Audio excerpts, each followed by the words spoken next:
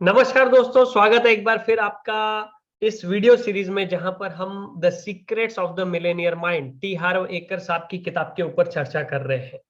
पिछले वीडियो में हमने देखा कि वेल्थ फाइल नंबर 11 क्या थी। अमीर लोग अपने परिणामों के आधार पर भुगतान का विकल्प चुनते हैं और गरीब लोग जो है वो अपने समय के आधार पर भुगतान चुनते हैं।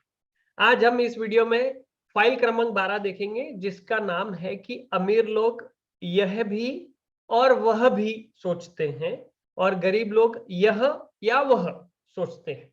वाह, कितनी बढ़िया फाइल है।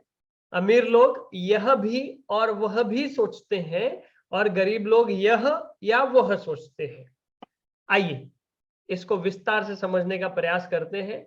अमीर लोग जो होते हैं वो प्रचुरता की दुनिया में जीते हैं, गरीब लोग सीमाओं की दुनिया में जीते हैं। जाहिर है दोनों एक ही भौतिक संसार में रहते हैं दोस्तों, लेकिन उनके नजरिए में जमीन आसमान का फर्क होता है। गरीब और अधिकांश मध्यम वर्गीय लोग जो हैं वो अभाव की दुनिया में जीते हैं। वे इन सूत्रों के आधार पर जीते हैं, जैसे इतना ही है जो मिल सकता है, कभी पर्याप्त नहीं होता है और आपको हर चीज नहीं मिल सकती है। और हालांकि आपको शायद हर चीज ना मिले जैसे दुनिया की सारी चीजें हैं, लेकिन मुझे लगता है कि आपको निश्चित रूप से वह चीज मिल सकती है जिसे आप सचमुच चाहते हैं। आप सफल कैरियर चाहते हैं या परिवार के साथ मधुर संबंध? उत्तर है दोनों। आप बिजनेस पर ध्यान केंद्रित करना चाहते हैं या मौज मस्ती करना चाहते हैं? दोनों। आप जीवन में पैसा चाहते हैं या सार्थकता? दोनों। आप दौलत कमाना चाहते हैं या अपना मनचाहा काम करना चाहते हैं? दोनों।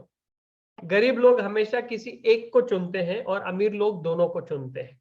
अमीर लोग समझते हैं कि थोड़ी रचनात्मकता के साथ आप हमेशा ऐसा रास्ता निकाल सकते हैं जिसमें आपको दोनों संसारों का सर्वश्रेष्ठ मिले। भविष्य में जब भी आपके सामने ये या वो का विकल्प आए तो आप खुद से बस एक सवाल आपको पूछना चाहिए, मैं दोनों कैसे पा सकता हूं? ये सवाल आपकी जिंदगी बदल देगा दोस्तों। ये आपको अभाव और सीमा की दुनिया से संभावनाओं और प्रचुरता की दुनिया में, प्रचुरता के भंडार में ले जाएगा। ये सिर्फ आपकी मन चीजों में नहीं बल्कि जीवन के सभी क्षेत्रों में सही है दोस्तों। उदाहरण के तौर पे लेखक कहते हैं कि इस समय मैं एक नाखुश सप्लायर से निपटने की तैयारी कर रहा हूँ जो ये मानता है कि मेरी कंपनी, जो पीक पोटेंशियल लेखक की कंपनी है, पीक पोटेंशियल को उसके द्वारा किए गए खर्चों का भुगतान करना चाहिए जिनके बारे में अनुबंध में कोई भी सहमति नहीं हुई थी। और लेखक कहते हैं कि मेरी भावना यह है कि अपनी लागत का अनुमान लगाना उसका काम है, मेरा नहीं है, और अगर उसका ज्यादा खर्च हुआ है तो इस समस्या से उसे निपटना चाहिए। मैं अगली बार के लिए एक नए अनुबंध पर बातचीत करने का इच्छुक हूं, लेकिन मैं पुराने अनुबंधों का पालन करने का प्रबल हिमायती भी हूं, वो कहते हैं। वो ये भी कहते हैं कि मेरे कड़के दिनों में अगर मेरे सामने इस तरह की स्थिति आती तो मैं अपनी बात साफ साफ रख देता और ये सुनिश्चित करता कि मैं अनुबंध में लिखी राशि से एक ढेला भी ज्यादा देने को तैयार नहीं हूं। हालांकि मैं उसे सप्लायर बनाए रखना चाहता, लेकिन चर्चा बड़ी बहस में बदल जाती। पुराने दिनों में मैं उससे मुलाकात करने के लिए जाते समय यही सोचता कि आज या तो वो जीतेगा या तो मैं जीतूंगा। बहरहाल लेखक कहते हैं आजकल मैंने खुद को दोनों के संदर्भ में सोचने के लिए तैयार कर लिया है, इसलिए मैं इस बातचीत को पूरे खुलेपन के साथ स्थिति बनाने जा रहा हूं जहां मैं उसे ज्यादा भुगतान नहीं करूंगा और वो मेरे प्रस्ताव से खुश भी हो जाएगा। दूसरे शब्दों में मेरा लक्ष्य दोनों को पाना है, दोनों को पाना है। एक और उदाहरण देखते हैं। देखिए कुछ महीने पहले लेखक कहते हैं कि मैं एरिजोना में एक वैकेशन होम खरीदने का मैंने फैसला किया, कहते हैं। जिस इलाके में मेरी दिलचस्पी थी मैंने उसका चप्पा चप्पा छान मारा, वे कहते हैं। हर रियल एस्टेट एजेंट को जाके मिला और मुझे यही बताया गया कि अगर मैं उस इलाके में 3 बेडरूम और एक स्टडी रूम वाला मकान चाहता हूं तो इसके लिए मुझे $10 लाख देने होंगे। मेरा इरादा इस मकान को $10 लाख से कम निवेश करने का था। ऐसी परिस्थिति में ज्यादातर लोग या तो अपनी उम्मीदें कम कर लेते हैं या अपना बजट बढ़ा लेते हैं। मैंने दोनों कायम रखे।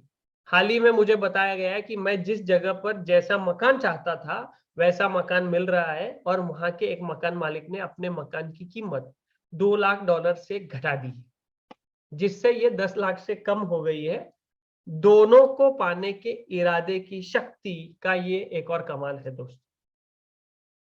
लेखक ये भी कहते हैं, मैंने हमेशा अपने माता पिता को बताया था कि मैं ऐसे कामों में गुलामों की तरह नहीं जीना चाहता हूं जिसमें मुझे मजा ना आता हो, और मैं उस काम को करके अमीर बनूंगा जिससे मैं पसंद करता हूं। उनकी प्रतिक्रिया सामान्य थी, तुम सपनों की दुनिया में जी रहे हो, जीवन फूलों की सेज नहीं होता है। उन्होंने कहा, बिजनेस बिजनेस है, मजा मजा है ना। पहले तुम आजीविका चलाने की परवाह करो, फिर अगर तुम्हारे पास समय बचे तो तुम अपनी जिंदगी के मजे ले सकते हो।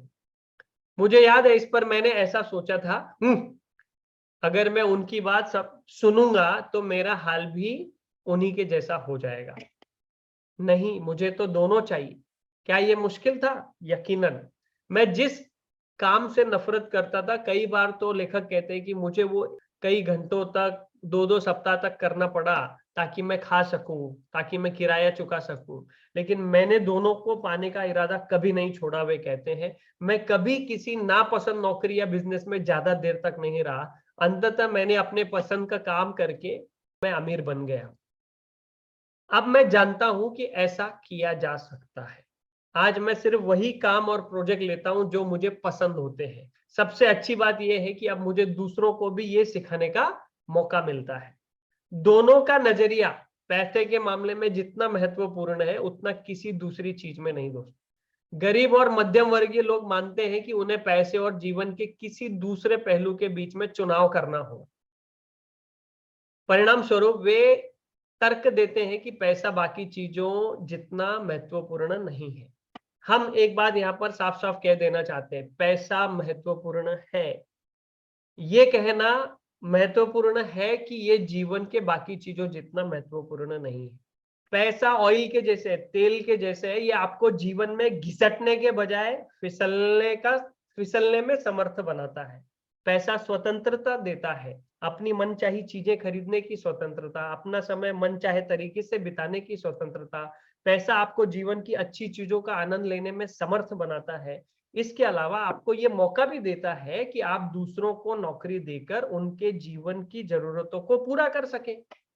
और सबसे बड़ी बात क्या है, पैसा आने के बाद आपको अपनी ऊर्जा इस चिंता में नहीं गंवानी पड़ती कि आपके पास पैसा नहीं है। खुशी भी महत्वपूर्ण है। एक बार फिर यहाँ पर गरीब और मध्यम वर्गीय लोग भ्रमित हो जाते हैं। कई लोग मानते हैं कि पैसा और खुशी अलग अलग है, यानी या तो आप अमीर बन सकते हैं या तो आप खुश रह सकते हैं। एक बार फिर मैं कहूंगा, ये घटिया प्रोग्रामिंग से ज्यादा कुछ नहीं है। जो लोग हर महीने में अमीर होते हैं वे समझते हैं कि आपके पास दोनों चीजें होनी चाहिए। जिस तरह आपके पास हाथ और पैर दोनों होने चाहिए, उसी तरह आपके पास खुशी और पैसा दोनों होने चाहिए। आपके पास केक भी रहे और आप उसे खा भी सके। तो यहाँ अमीर, मध्यम वर्गीय और गरीब लोगों के बीच एक और बड़ा फर्क तो देखा जा सकता है दोस्तों। अमीर लोग यकीन करते हैं कि आपके पास केक भी रहे और आप उसे खा भी सके। मध्यम वर्गीय लोग यकीन करते हैं कि केक से मोटापा बढ़ता है, इसीलिए मैं बस इसका छोटा सा टुकड़ा ही लूंगा। और गरीब लोग ये यकीन करते हैं कि वो केक के हकदार ही नहीं है, इसीलिए वे डबल रोटी का ऑर्डर देते हैं और फिर उसके जो छिद्र होते हैं उन पर ध्यान केंद्रित करते हैं और सोचते हैं कि क्यों उनके पास कुछ भी नहीं। मैं आपसे पूछना चाहता हूं कि आपके पास केक होने का क्या फायदा अगर आप उसे खा ना सके। आप इसका क्या कर सकते हैं? अलमारी में सजाकर इसकी ओर ताकते रह सकते हैं। केक खाने और मजे लेने के लिए बना है ना दोस्तों। ये वह का चिंतन जो है उन लोगों को भी धूल चटा देता है जो मानते हैं कि अगर मेरे पास ज्यादा होगा तो किसी और के पास कम पैसा होगा। एक बार फिर कहना पड़ेगा, ये डर पर आधारित खुद को पराजित करने वाली प्रोग्रामिंग से ज्यादा कुछ नहीं है। ये डर पर आधारित खुद को पराजित करने वाली प्रोग्रामिंग से ज्यादा कुछ नहीं है। ये धारणा मूर्खतापूर्ण है कि दुनिया की सारी दौलत अमीर लोगों के पास और वे उसको इकट्ठा करके रख रहे हैं जिससे बाकी लोगों के लिए कुछ बचता ही नहीं है। पहली बात तो यह है कि इस धारणा के अनुसार धन की आपूर्ति सीमित है। है ना। मैं अर्थशास्त्री नहीं हूं, लेकिन मैं देख सकता हूं कि हर दिन नए नोट छप रहे हैं दोस्तों। नोट छापने का संबंध दशकों से किसी असली संपत्ति से जुड़ा हुआ नहीं है। और अगर दौलतमंद लोगों ने आज उपलब्ध सारे पैसे पर कब्जा भी कर लिया है, तो कल अरबों नहीं तो करोड़ों नए डॉलर मार्केट में आ जाएंगे। इन सीमित विश्वास वाले लोगों को यह एहसास भी नहीं होता है कि उसी पैसे को बार बार भी प्रयोग किया जा सकता है, जिससे हर एक के लिए मूल्य बढ़ता है। मैं आपको एक उदाहरण देना चाहूंगा, जो कि अक्सर मैं अपनी सेमिनारों में देता हूं। लेखक कहते हैं, मैं किन्हीं 5 लोगों को मंच पर आमंत्रित करता हूं और उन्हें कहता हूं कि साथ में कोई चीज लेके आए। तो मैं उन्हें एक गोले में खड़ा कर देता हूं, फिर मैं पहले व्यक्ति को $5 की नोट देता हूं और कहता हूं कि दूसरे व्यक्ति से इस $5 के माध्यम से कोई चीज खरीद लीजिए। मान ले कि पहला व्यक्ति दूसरे व्यक्ति से पेन खरीद लेता है। अब पहले व्यक्ति के पास पेन है और दूसरे व्यक्ति के पास $5 है। फिर हम दूसरे व्यक्ति से कहते हैं कि तीसरे व्यक्ति से उन्हीं $5 से कुछ खरीद लीजिए। तो दूसरा व्यक्ति तीसरे व्यक्ति से क्लिपबोर्ड खरीद लेता है। तीसरे के पास $5 है और दूसरे के पास क्लिपबोर्ड है। फिर तीसरे को कहा जाता है कि आप चौथे व्यक्ति से कुछ खरीद लीजिए। फिर तीसरे व्यक्ति के पास नोटबुक आ जाती है, चौथे व्यक्ति के पास $5 आ जाता है और वो $5 इस तरह घूमता रहता है। मुझे आशा है कि आप इस तस्वीर से मुद्दे की बात को समझ गए होंगे। वही $5 अलग अलग व्यक्तियों के पास होकर गुजरे और हर एक के लिए $5 का मूल्य निर्मित करता है। कुल मिलाकर ये जो 5 लोगों का समूह था, इसमें $25 का उसी $5 ने मूल्य निर्मित किया। इसके बाद भी वो $5 का डॉलर जो है खत्म नहीं हुआ, लगातार घूमता रहा और हर एक के लिए मूल्य उत्पन्न करता रहा। सबक क्या है? सबक बहुत स्पष्ट है। पहली बात, पैसा खत्म नहीं होता है।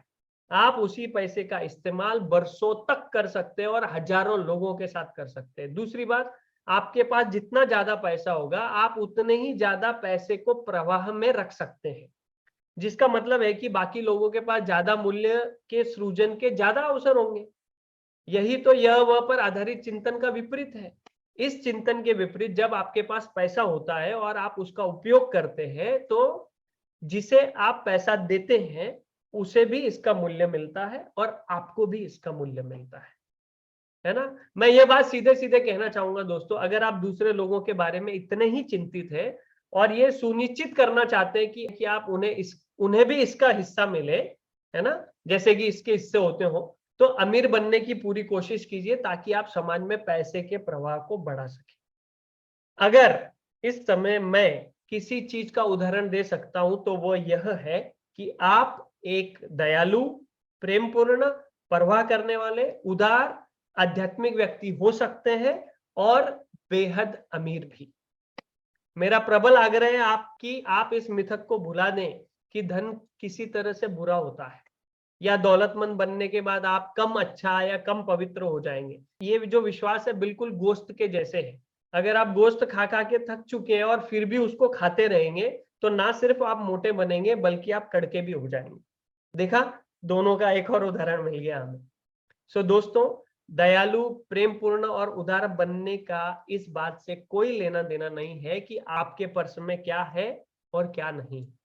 इन गुणों का संबंध तो इस बात से है कि आपके दिल में क्या है।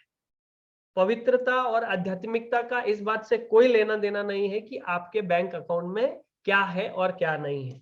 इन गुणों का संबंध तो इस बात से है कि आपकी आत्मा में क्या है। ये सोचना कि पैसा आपको अच्छा या बुरा बनाता है, यह वह चिंतन और सरासर घटिया प्रोग्रामिंग है जो आपकी खुशी और सफलता को बढ़ाने में जरा भी मदद नहीं कर सकती दोस्तों। ये आपके आसपास के लोगों की भी मदद नहीं करती, खास तौर पर बच्चों की। अगर आप अच्छे इंसान बनने पर तुले हुए ही हैं, तो फिर इतने अच्छे जरूर बने कि अपनी कमजोर करने वाली धारणाओं से अपनी आने वाली पीढ़ी को संक्रमित ना करें।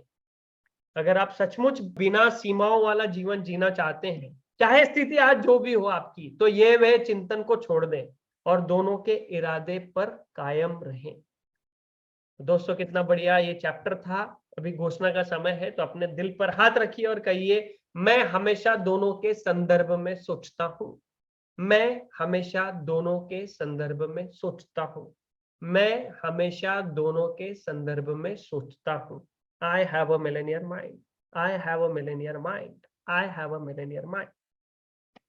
और दोस्तों हर चैप्टर के बाद लेखक ने कुछ गतिविधियां दी है, यहाँ पर भी 3 छोटी छोटी गतिविधियां, लेकिन अति महत्वपूर्ण है। पहली, दोनों चीजें पाने के लिए सोचने और ऐसा करने के तरीके खोजने का अभ्यास करें।